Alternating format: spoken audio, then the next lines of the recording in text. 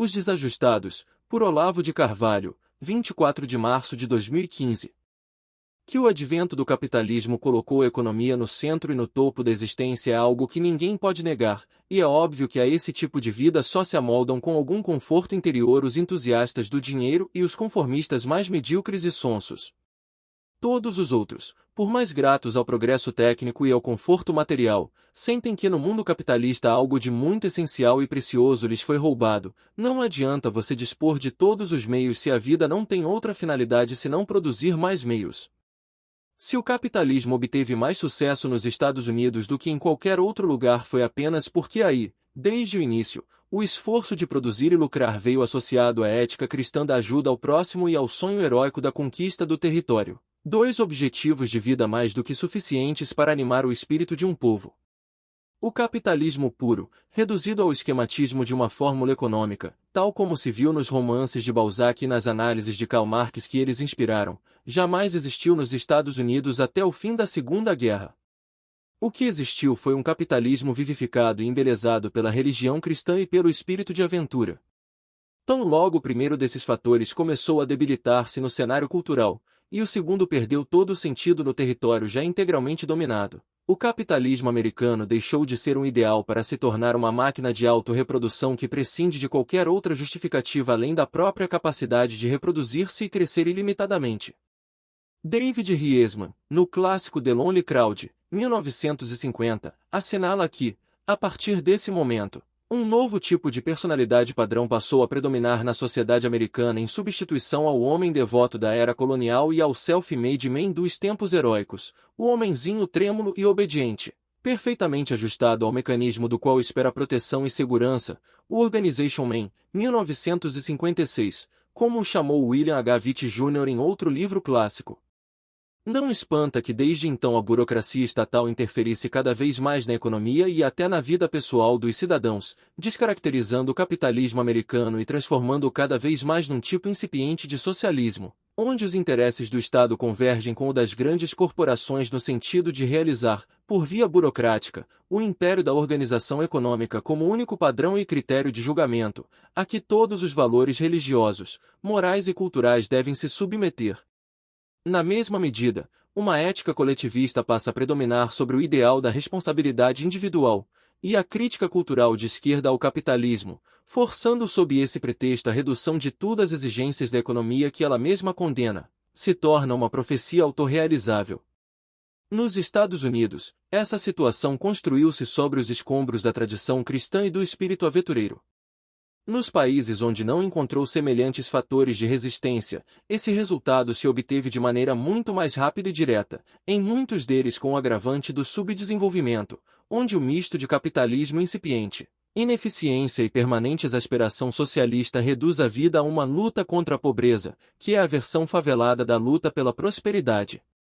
Seja nesses países, seja no capitalismo americano esvaziado de seus valores culturais, onde quer que a economia subjugue dessa maneira as outras dimensões da vida social, o resultado é aquele tipo de existência sem sentido, no qual só se sentem à vontade, de um lado, os mais materialistas, que regem o espetáculo e, de outro lado, os mais burrinhos, incapazes de aspirar a qualquer coisa mais alta que uma sobrevivência protegida.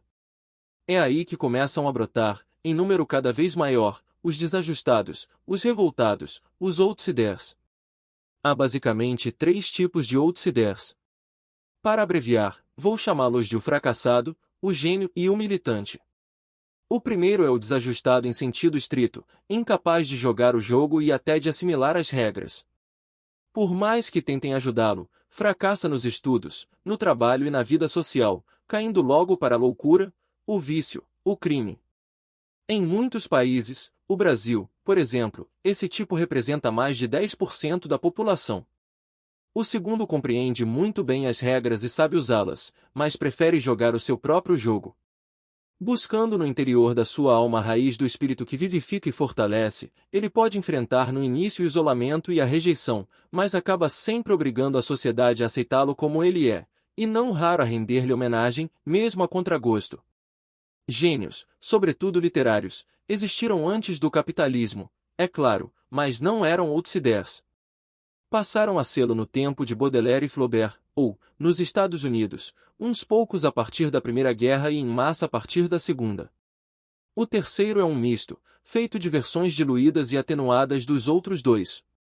Tem a fraqueza do primeiro, sem o seu derrotismo, e a ambição do segundo, sem a sua força. Não compreende a sociedade, mas não aceita que ela o esmague. Junta-se, portanto, a outros milhares iguais a ele, buscando no apoio do grupo as forças que o gênio encontra em si próprio. Incapaz de transformar-se, jura que vai transformar o mundo. O número de correligionários é o fator decisivo na vida dos militantes. Quando em minoria, reúnem-se para compensar o isolamento grupal com a reiteração histérica do discurso crítico, que lhes infunde um sentimento forçado de superioridade. Quando se tornam maioria dominante, esse sentimento se transmuta em critério de normalidade, impondo-se à sociedade inteira e marginalizando como doentes ou criminosos aqueles que ainda permanecem normais no sentido antigo. A pletora de gênios literários que floresceu no mundo desde o século XIX conferiu ao outsider um prestígio quase sacral, que dos gênios se estendeu por osmose aos loucos e aos militantes, como se a doença de uns e a auto-hipnose grupal dos outros fossem formas de genialidade. As modalidades de existência mais capengas que existem tornaram-se modelos de perfeição humana. Talvez o sinal mais patente de que a militância revolucionária é uma forma inferior e mórbida de existência é a absoluta impossibilidade que um escritor revolucionário tem de enxergar como seres humanos normais, sem deformações sádicas ou grotescas, os que não compartilham das suas crenças.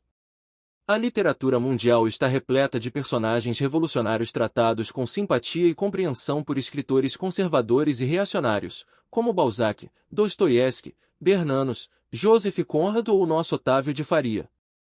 Um reacionário que não seja mau ou ridículo é algo que simplesmente não existe na literatura comunista. Isso mostra, da maneira mais patente, que a visão do mundo revolucionário é uma fantasia histérica, em que a percepção direta do ser humano, tal como ele aparece na vida real, é sufocada sob o peso do estereótipo ideológico. Não se esqueça de curtir esse vídeo e se inscrever no canal.